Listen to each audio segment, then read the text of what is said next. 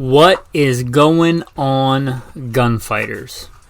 Welcome to Gunfighter Life, the podcast where we talk about gunfighting the right way, with God at the center, Judeo-Christian values, and real-world first-hand experience. So I was recently listening to something put out by, let's just call it what they would consider news, and they were talking about the Ar15 and how many millions of them were sold.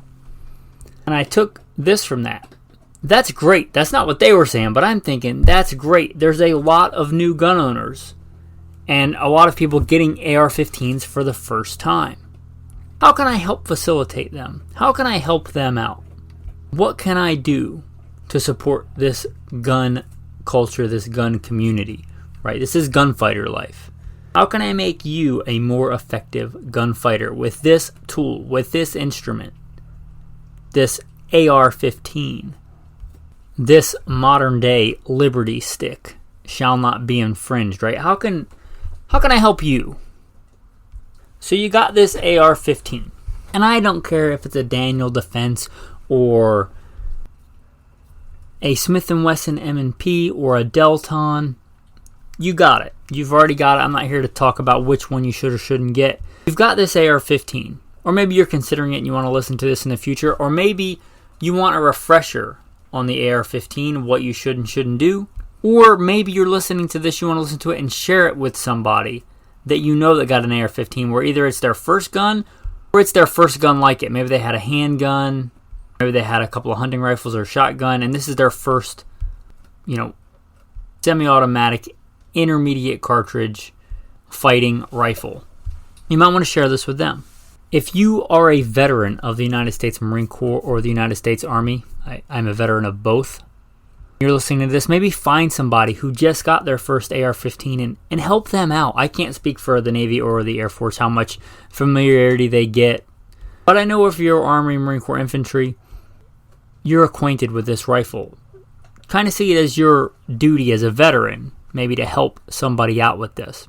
With that, I think that's a good segue to roll into the bio. I'm going to plug it in. If you want to skip it, no worries. If you've heard it before or don't care who's talking to you, just hit fast forward a couple of times on that little fast forward circle on most apps. So, who am I? Who is this person talking to you from across the internet? Why should you listen? First and foremost, I am a Christian, a servant of God, and a follower of Jesus Christ.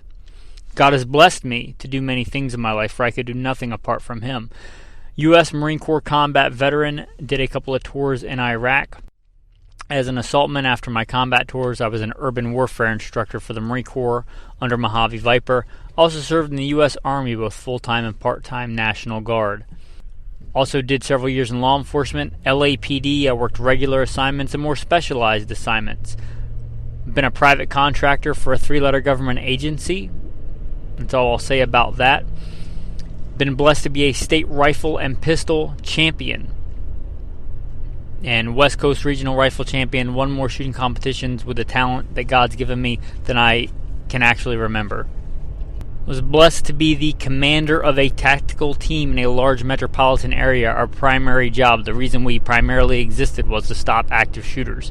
I got the opportunity to head up and be the commander of that team. I grew up around guns, hunting and shooting and competing at a very early age. Been blessed to hunt all over this beautiful country, from whitetail on the East Coast to mule deer on the West Coast, and bear and elk and all manner of things. I've even been a professional big game hunter and guide. But again, most importantly, I'm a Christian. And I am your host, Michael Milito. Welcome to the podcast. Alright, so hopefully that bio helped establish some street cred with me being acquainted with this pattern of rifle. So now you have this Ar15. I'm going to get into what you should also buy for it. But first, let's say you just bought it and you're taking it home. You have nothing else but the rifle. First, if this is your first gun or not, be familiar with either learn them or refamiliarize yourself with the basic firearm safety rules, right? Don't let the muzzle of that weapon cover anything you're not willing to destroy. Keep your finger straight and off the trigger, and so on. I'm not going to go through those here. It'd be pretty dry. Know your safety rules and know how to properly clear that weapon. That might sound basic for somebody that knows AR-15s, but you got to remember, you didn't pop out of your mom's womb knowing how to do this stuff. You learned it. You were shown it, and not everybody knows it. Know how to properly remove a magazine, the magazine release button. If you know a veteran, have them show you inspection arms. Inspection arms was designed for this very purpose, to show and demonstrate that this weapon is clear. Be able to do that. You don't have to do it in drill fashion, proper angles on your forearms and stuff, but you need to know how to hold back on that bolt hold open lever while pulling the charging handle to the rear to demonstrate that it's clear and inspect it with the safety on. You need to know how to do that. That's pretty basic. You should know how to do that before you really do anything else with this rifle. And you don't need anything to do that. You don't need to spend any more money to do that. Get familiar with doing that. Do it several times. Do it so you know how to do it. Learn how to disassemble and assemble that rifle. Be acquainted with it.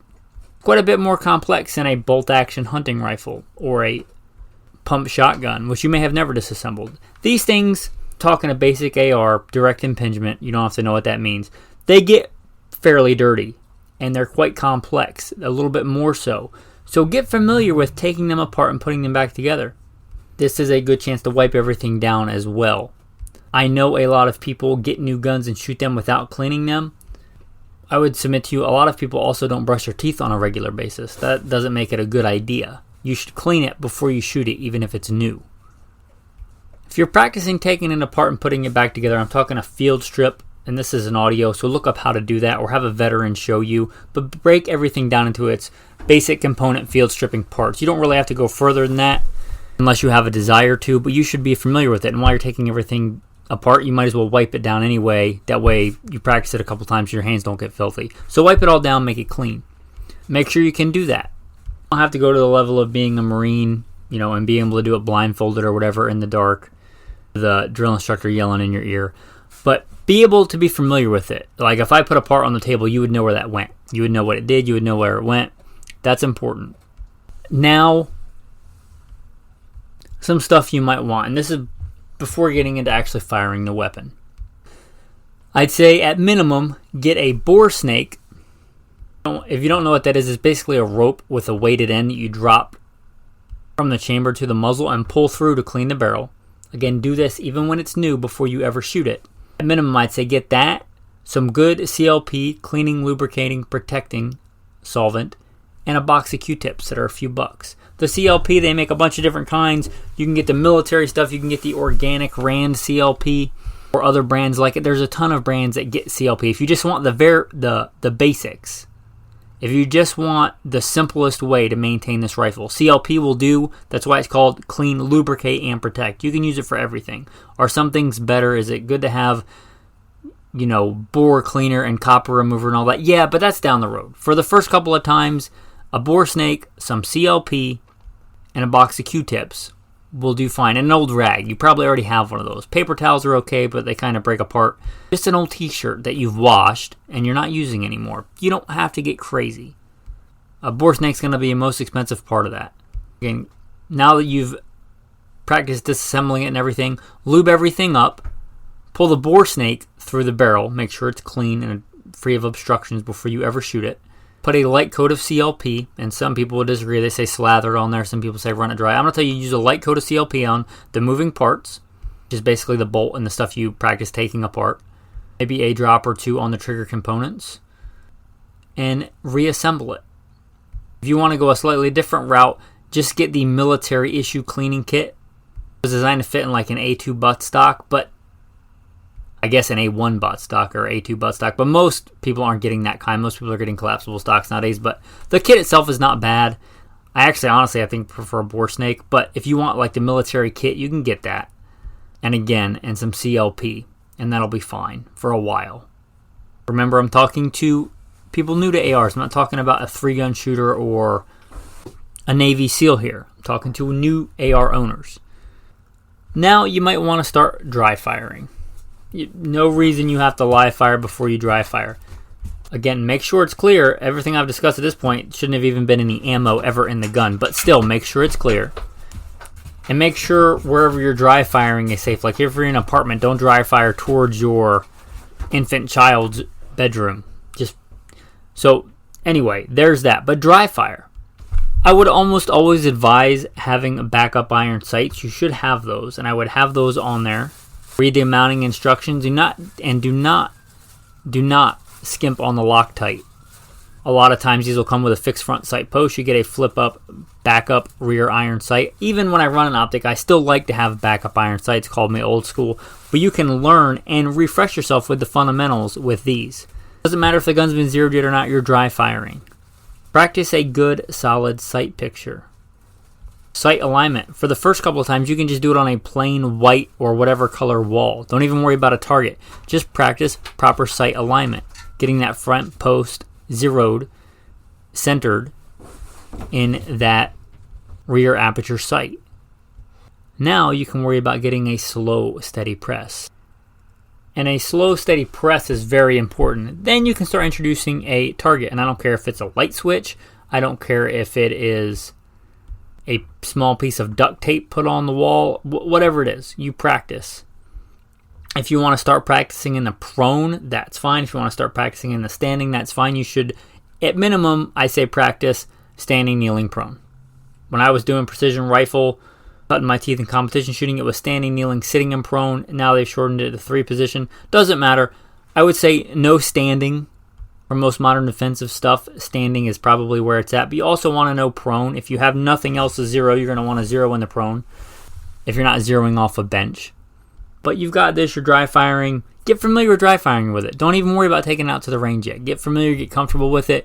Coming up, taking the weapon on safe, getting a slow, steady press. Once you get those fundamentals done, you may want to pick out a sling. A good 2-point sling is probably the most versatile. If you want a 1-point sling, I don't fault you. For beginners and most people, I would say stay away from a 3-point sling. Get a good, inexpensive sling, put it on there. You're going to want it for lots of things, even if it's just safely keeping the rifle pointed when you're doing stuff. Stapling targets, whatever is down the road. Carrying the rifle, you get the idea. But a good sling, now you can start practicing with that. Okay, maybe now you're looking at getting ready for your first range session. Alright, so your first range session, you've got stuff to maintain your rifle. It probably came with a magazine. You might want to consider getting 1 or 2 more magazines. Magpul mags are kind of the standard. I would say stay away from the metal military surplus mags unless you just have a bunch of them. They're, in general, in my opinion, some of the worst magazines. Get Magpul, get Amend 2, get whomever, Lancer mags, I don't care. Get a couple of mags, let's say 3 mags. The one that came with the gun, which may or may not be any good, and 2 good magazines. And I'd say, let's start out with 100 rounds. Now, settle down, preppers, because you're talking to one. I'm not saying for when the zombies come, I'm saying for a first-time AR owner that's going to go and get familiar with this weapon. Get 3 mags. Get 100 rounds of ammo. If you've been practicing in the prone, you don't need any special stuff. A lot of ranges will have benches, and I'm not saying not to use a bench. I'm saying Marines don't zero off a bench. So it's not necessary. But get the ammo, get the mags. I should back up. Before you get any of that stuff, make sure you have eyes and ears. A lot of people that already have guns will have this. Make sure you have eye and ear protection. I would say that goes without saying, but I guess it doesn't. Have that. And you're going to need some kind of target. They make AR-specific zeroing targets. You can use that or something else. Whether or not you have an optic, you're going to want to zero those iron sights. So don't even worry about the optic for now. First time you go to the range, get familiar with the weapon, fire it, zero the iron sights. I am going to tell you, unless you have a very specific reason otherwise, like a specific zero target, and you're shooting like an M16A2, the exact same rifle, you might maybe want to zero at 36 yards, or whatever the distance is. But in general, I'm going to tell you a 50-yard zero. That is my favorite for combat, for a defensive weapon, even for my hunting rifles. I zero pretty much everything at 50 meters, unless there's some weird reason why I zero it somewhere else. That's going to be my default. If you have a specific reason why you want to zero it somewhere else, go ahead. It's not a hunting rifle where you do an inch high at 100. It's different philosophy. The height over bore is far different, and I don't want to get too nerdy down that rabbit hole because this is for beginners. But my recommendation, zero it at 50 yards. I should back up. When I said get 50 rounds of ammo, I recommend just 55 grain. It's the most common, it's the most affordable, and you're new. You're going to want to practice. I hope you're going to want to practice. Get good affordable ammo. 55 grain full metal jacket. Again, this is not for defense. This is for you zeroing and practicing. Go out to the range. Put that target up at 50 yards. Hopefully you hit paper and then adjust. Read your manual, read your whatever came with your sights to adjust to get on target. You can use the bullet tip for the front sight post. They do make tools that are quite a bit more handy, but you can do it with a bullet. I think it was probably designed to put a bullet tip in there and twist a front sight post.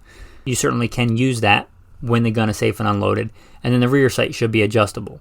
I know that the rear sight, a lot of them are adjustable for windage and elevation, but they're really designed to adjust the elevation on the front sight post. That way you get a good zero and then adjust the windage on the rear sight. But anyway, get those iron sights set. First couple of times, mostly worry about your fundamentals and getting a good group. Doesn't really matter where the group is, just shoot a good group. If you don't get it on paper the first time you're shooting it at 50 yards, move the target way closer and then figure out and then get it close to the center and then move it to 50 yards and adjust it. Again, focus on shooting a small group. If you've been dry firing and not getting that front sight to move and you're focused on being steady, you should do fairly well. Again, if you don't have a bench, zero it in the prone. Get a good zero on your iron sights. Take a break, go drink some water, come back, especially if you're a new shooter, because the gun probably didn't change zero, but you may have. And new shooters generally will do different things because they're just not set in their ways on how they shoot. But confirm a couple of times, make sure your zero is good. And if you have a few more rounds, just enjoy shooting the weapon. Get familiar with it. Make sure it's safe and unloaded. Go home and do all the things again. Disassemble it, clean it, pull a bore snake through it, and dry fire. Now guess what you have? You have magazines. Now you can practice, in addition to your other things, you can practice your reloads. If you are going to mount an optic, the next time before you go to the range, you want to mount your optic. Read the instructions. If you're a new shooter and it's mostly for defense and common defensive distances, really a red dot is fine. If you have a different philosophy of use, I really like LPVOs. I've been running those before they were common on defensive guns. So I'm a big proponent of those, but probably not for a beginner. Unless you really want one, in which case they're fine. This is the part where you may want to pay somebody else to mount it, because an improperly mounted scope, I can't tell you the number of times I've picked up somebody's rifle and their scope and it's like literally I can see it's crooked with the naked eye.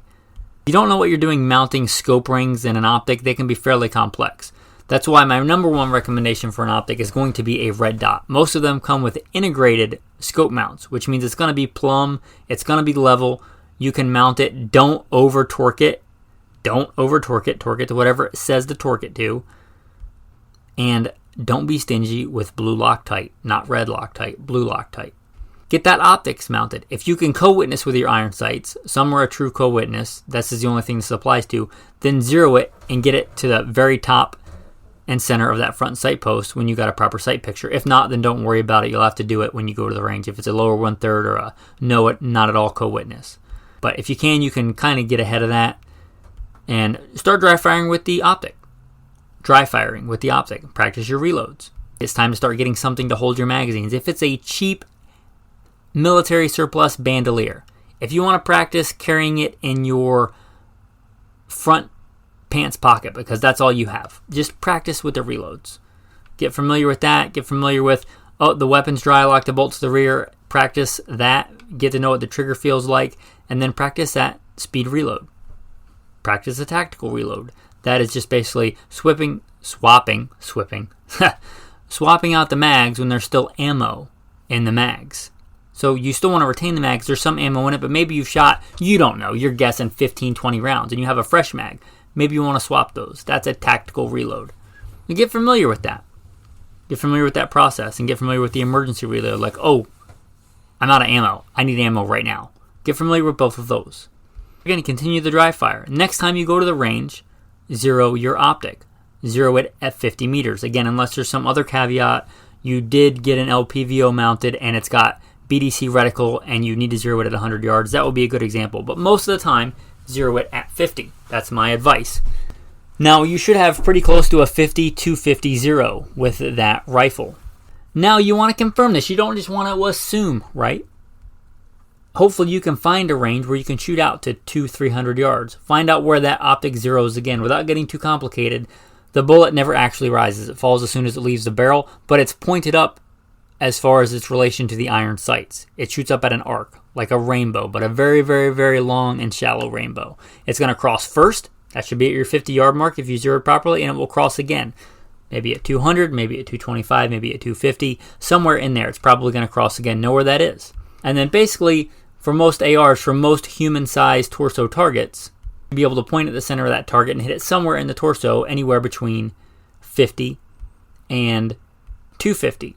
Now, it gets a little bit trickier when you get closer than that, because the sights on an Ar15, whether they're an optic or iron sights, the way that rifle is designed, it's not like a traditional hunting rifle. The sights are quite a bit higher. They weren't meant for like precision small game shooting. They were meant for hitting man-sized targets. Which means if a target is very close and you're aiming right at it, you may shoot several inches. In fact, you will, if you're doing everything right, shoot several inches under it. So maybe that range session, if you can, with safe targets, not steel, shoot a couple of closer targets. And know if it's a home defense gun, common home defense range is where to aim. And call it good. Don't make your range sessions too long, especially if you're new to it, because you can start to get fatigued and shoot worse and get frustrated. But you've done 2 range sessions. You've got it zeroed, hopefully, with your iron sights. You've got it zeroed with your red dot. You shot it. Hopefully, zeroed it and shot it at some distance, gaining some confidence. Again, repeat the process. Clear it. Go home. And continue your dry fire routine. And then maybe now you do the part where a lot of Americans want to jump to it first. Now you go on Amazon or you go to the local gun store or wherever and you buy, I want a war belt set up, or I want a chest rig, or I want something to hold my mags, or I want a bag, a carrying case, because this is going to be my truck gun, right? And I want a carrying case that'll hold some mags, that'll protect the optic. Now you can start doing that stuff because now is probably the time for that. Also, if you want to switch ammunition, I would recommend staying with the 55 grain for practice and then find a defensive load. If you're really new to guns, there are specific defensive loads. Find one that's a similar grain weight. There's 55 grain is really common. And find one that shoots the same point of aim, point of impact. And if you need to, you may have to re-zero your rifle if you're going to start carrying it with the defensive loads. But again, this is for beginners. You want to start buying a little bit more ammo now, maybe a couple of 100 rounds. You can go through 100 rounds real quick at a range session if you are spending the day out there. Contrary to what a lot of people think, having thousands of rounds does not make you some kind of bunker-dwelling prepper. It makes you an average shooter that shoots pretty regularly. You're talking about defensive and competition-style shooting or just having ammo. We've all seen in recent years supply chain shortages. If you're old enough to have a gun, you've lived through supply chain issues. Having some ammo on hand is good. Real easy mistake is don't just buy whatever's at the store. If that's what your gun is zeroed for, stock up on that ammo. Don't just buy random different grains, different manufacturers of ammo. That's not going to do you much good if it doesn't hit where you're aiming. Maybe now you want to start getting a little bit more ammo, a few more mags. But work into it, right? Don't expect to just buy an Ar15 and start fighting, Cuban paratroopers impeding in radiators. That's a Red Dawn reference. Take it, be familiar with it. Take your time with it, learn how to do it, learn how to do the things. You're going to be familiar with that weapon. Sadly, I think a lot of people just buy these and they think that they're some kind of security blanket. Like, if I just have an Ar15, I'm good to go. I'm basically in a militia. Or I can protect my home. You can't do anything. It's a tool. Unless you like a baseball bat and beat somebody to death with it. You have to know how to use it. There's more to it than that. Sadly known guys that have an Ar15 that isn't even zeroed. That's more of a liability, in my opinion, than an asset. Because you're going to pull the trigger and have no idea where the bullet's going, somewhere that direction. That doesn't seem like a good plan. No such thing as a factory zero. You have to zero it for you, shot by you, with your ammo out of your gun. With your optic, with your iron sights. You have to do that. You can pay somebody else to zero a rifle, but you still have to confirm that it's zeroed for you because different shooters will shoot the same rifle at different points of aim, point of impact. You need to do that. Not everything nowadays can be a click of the mouse. Some things you have to get sweaty and dirty out on a range and actually do yourself. This is one of those things you have to do yourself. Also, like the maintenance, like you may take your car in to get an oil change because it's more convenient. You don't have to deal with the nasty old used oil. You don't have the time. But when you first get a car, when you're first learning how to drive, I think every man should learn how to change his own oil. That should be part of it. Change your tire, change your oil. Same with an AR. You may pay somebody later to clean your AR. Just busy, but you should know how to field strip that AR and maintain it. Right? You should know that. There's some things you just have to get out there and do, and this is one of those. You were made in the very image of God. And being a warrior is part of that. Exodus 15, the Lord is a man of war. The Lord is a man of war. You are made in his image. And I guess that's a good segue to the tactical verse of the day. Let me read to you, men, from 1 Samuel. This day the Lord will deliver you into my hand, and I will strike you and take your head from you. And this day I will give the carcasses of the camp of the Philistines to the birds of the air and the wild beasts of the earth, that all the earth may know that there is a God in Israel. Then all this assembly shall know that the Lord does not save with sword and spear, for the battle is the Lord's, and he will give you into our hands. Those are some pretty warrior-like words. These are the words of David. David, it is written in the Bible, is a man after God's own heart. David shot a giant in the face and cut his head off with a sword. David killed a lot of men. David is a man after God's own heart. He is a mighty warrior.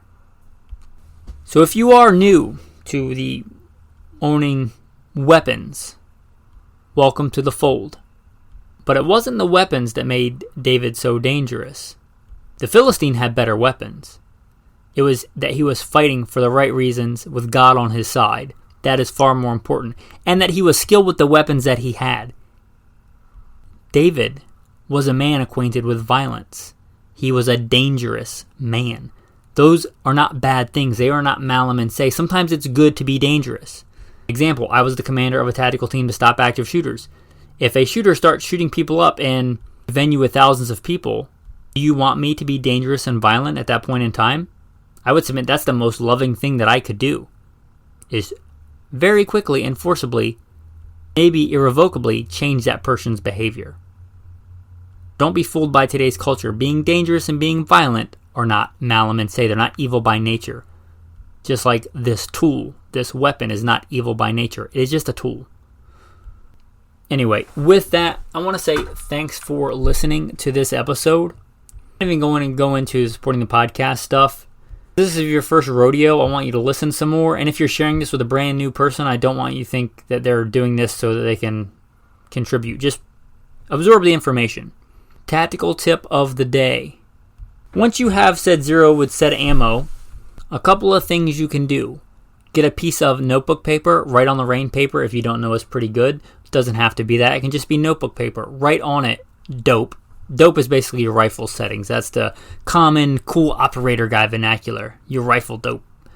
Alright, you write it all down on a piece of paper, like draw a picture of the iron sights or a picture of the optic, what it looks like on the target, and then you write down rifle zeroed with 55 grain Winchester full metal jacket at 50 yards. Then you write down, it crosses again, we talked about shooting at the longer distance, it's zeroed again at 225 yards. Right down there at 4 yards or 3 yards or 2 yards, shoots 2.5 inches high. You write this stuff down. This is dependent on you. You write it down. You put it in the pistol grip of that weapon. You can just roll it up and put it in there. It should stay. And that way, if something happens and you get busy with life and it's a couple of months and you go back, you can take that out and look at it and remember and confirm that everything is the way that it is. Another tactical tip, once you get those iron sights set, once you get that optic set, take either a whiteout pen. If you're not a lot into guns, you may have a whiteout pen. If not, you may have a silver Sharpie or a paint marker. Take a paint marker that stands out, or a pencil if you're worried about. I'm not the kind of guy that worries about that. I draw all over my guns. But if you are, just a pencil, an old school, remember old lead pencils? Just take a lead pencil, not actually leather graphite, I know, but take a pencil and just mark on there on everything on the optics and the sights that can move.